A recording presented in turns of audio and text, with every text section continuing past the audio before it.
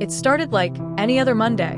I got into the office early, made a quick stop by the coffee machine, nodded at the receptionist, and slid into my cubicle before most of the team had even arrived. I'd been working at the firm for almost 5 years. Married for 6. My life was predictable. Safe. My wife and I had a routine: wake up, get ready, a peck on the cheek, dinner by 7 if we were lucky. We were comfortable. Maybe too comfortable. The kind where you stop noticing each other after a while. I told myself that was normal. Everyone settles eventually, right? Around 10:30 a.m., the ping of an internal message lit up my screen. It was from Clara, my boss. Direct. Always polished. A woman who didn't waste words or emotions. The message simply read, "Can you come to my office? Alone." That was it. No context, no greeting. My stomach dropped, like I'd done something wrong without knowing it. I stared at the message for a moment longer than I should have, then typed back, "On my way." As I walked down the hallway, the hum of conversation and tapping keyboards seemed to fade into the background. My shoes echoed more than usual. I could feel eyes trailing me as I passed by glass-walled offices. She didn't usually call anyone in like this, especially not alone. Especially not me. Her office door was already slightly open. I knocked softly, and she looked up, expression unreadable.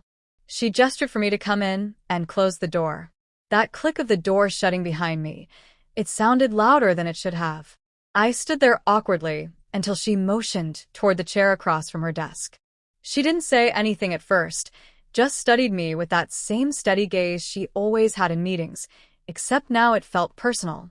I sat, trying to keep my face neutral, but my pulse was faster than I wanted to admit. She finally spoke, her voice calm and even. "How have you been?" It caught me off guard. I expected a question about the report I'd filed last week or a performance review, but she asked it like she actually wanted to know. I blinked. "I'm fine. Busy, but fine." She nodded slowly, eyes not leaving mine. "You've seemed distant lately," she said. Unfocused. That hit me harder than expected. I wasn't sure if she meant at work or in general. Before I could answer, she leaned back slightly, folding her hands. "Is everything okay at home?" she asked. My breath hitched, just for a second. I gave a half smile, the kind that masks discomfort. "Yeah, just the usual. Life, marriage, bills. You know how it is." She tilted her head. "I do." Her tone softened. "Sometimes we go through things quietly. People assume we're fine because we show up, meet deadlines, do what's expected." I didn't respond. I couldn't. There was something about the way she said it, like she wasn't just talking about me. Or maybe she was. The silence stretched, not uncomfortable, but heavy. Then she looked down at her hands, then back at me. "Thanks for coming in. That's all for now." I stood up, unsure of what just happened, heart still racing. As I stepped out of her office, the hallway felt colder. And somehow, I knew this wasn't the end of it. I couldn't stop thinking about that meeting. It wasn't what she said, it was how she said it. The way she looked at me. Not like a boss, not like a colleague. Like she saw something I didn't show anyone else. For 2 days, I avoided her. Kept my head down, stayed in my lane. But on Wednesday, around noon, another message came. Short again. "My office. Now." Same tight knot in my chest, but this time it wasn't anxiety. It was something else. When I walked in, she was standing by the window. No desk between us this time. No formalities. She didn't ask me to sit. She didn't even greet me. She turned and said, "You're not fine." I stayed silent. She took a step closer. "You didn't even deny it the other day." I wanted to deflect, laugh it off, shift the topic, but I didn't. I looked at her, really looked, and for the first time I noticed that beneath all the control and confidence, she looked tired. Maybe even lonely. She was studying me the same way I'd been trying not to study her. She asked how long I'd been married. I told her. She asked if I was happy. I didn't answer. I didn't need to. Her expression softened. "You know, I've built everything I have from nothing," she said quietly. "But sometimes I wonder what it's all for. Long nights. Empty house. People around me who only see the title, not the person. She wasn't fishing for sympathy. She was just being honest. And for some reason, that honesty undid something in me. She stepped in closer. Not touching, but close enough that I could feel her breath. "You don't have to pretend with me," she whispered. It was reckless. It was wrong. But in that moment, it felt inevitable. She didn't make a move. She waited. And when I didn't step back, when I didn't speak, she took it as permission. Her hand brushed mine. A simple touch, but it sent a jolt through me. I should have pulled away. I should have said something, anything. But I didn't. I stayed still. She leaned in. Our lips were inches apart, and for a split second I saw my wife's face in my mind, but it vanished just as quickly as it came. I kissed her. It wasn't rushed. It wasn't frantic. It was deliberate. Controlled. It felt like something that had been building long before either of us admitted it. When we pulled apart, she didn't look guilty. Neither did I. We were silent, breathing but not speaking. She stepped back and said quietly, "You should go." I nodded, turned, and left. No one in the hallway even looked up as I passed. On the surface, everything was normal. But I knew, deep in my gut, a line had been crossed. And there was no going back. The next morning, I woke up before my alarm.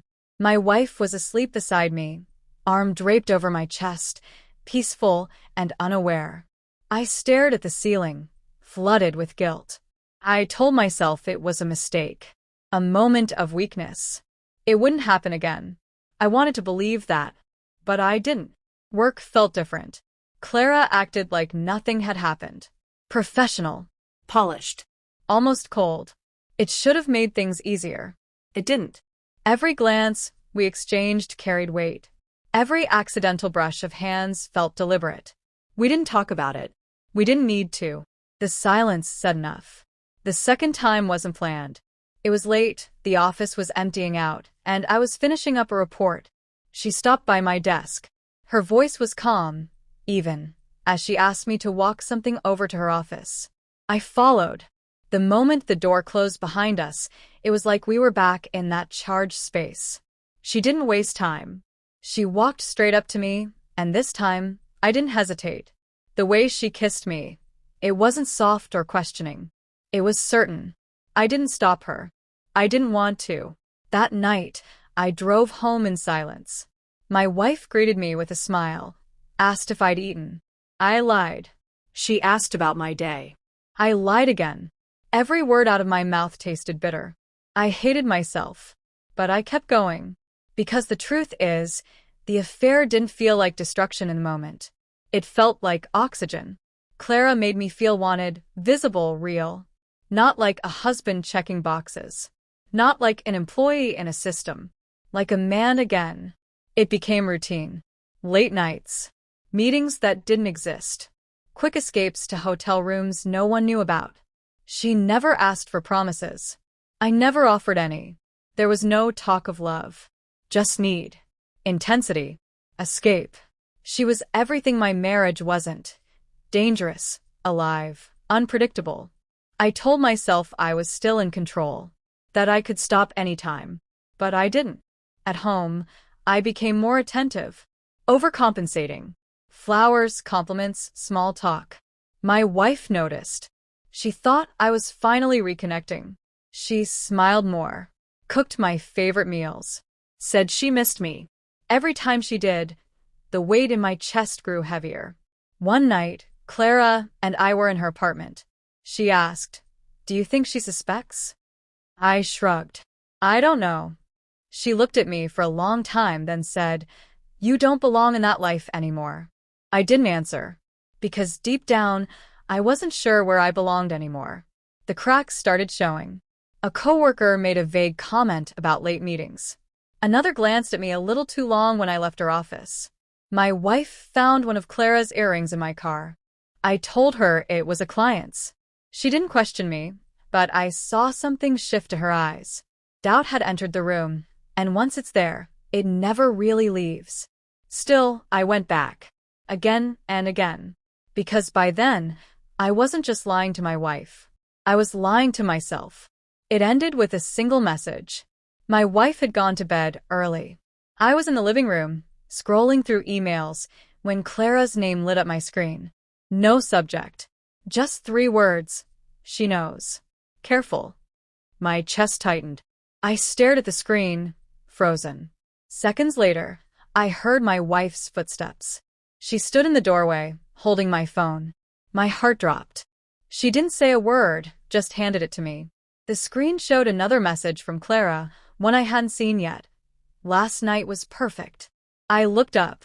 My wife wasn't crying. Her voice was calm, almost too calm.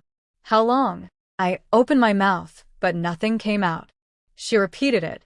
How long have you been sleeping with her? The words hung in the air, heavy and real. I finally whispered, a few months. The look in her eyes when I said it, that quiet, broken disappointment, cut deeper than anything I'd ever felt. She didn't scream. She didn't collapse. She just turned, walked to the bedroom, and shut the door behind her. The sound was soft, but final. The next morning she was gone. Just a note on the kitchen table. I need space. Don't call. I didn't go to work. I didn't check my email. I just sat there, staring at the wall, wondering how everything had come apart so fast. My phone buzzed, Clara again. I turned it off. When I finally returned to the office days later, the shift was immediate. People looked at me differently. A rumor had clearly spread. I heard whispers. A few glances that lingered too long. Then HR called me in. They were investigating improper conduct between myself and a superior. A complaint had been filed. Clara didn't deny it. She also didn't defend me. Just said we were both adults and we made a mistake. They told me I'd be placed on administrative leave. I didn't argue. That evening, I sat alone in my apartment, staring at a framed photo of my wife and me from our anniversary last year. We looked happy. I tried to remember what that moment had really felt like. Had I already been drifting by then? Or was that version of me already gone? I wrote her a letter. I didn't try to justify anything. I didn't beg. I told the truth. That I'd failed her. That I was lost. That I didn't even recognize myself anymore. I told her I hoped she'd find peace, even if it wasn't with me. And that I was sorry. Not just for the affair, but for everything I'd stopped being. The next morning, I packed to my desk. I handed in my resignation. As I walked out, I passed her office. Clara was there, behind the glass. She didn't wave, didn't nod, just watched me go, expression unreadable. I didn't stop. I didn't look back. Because when a line is crossed, sometimes the only thing left to do is keep walking. And that door that closed behind me the first time, this time, it stayed shut for good.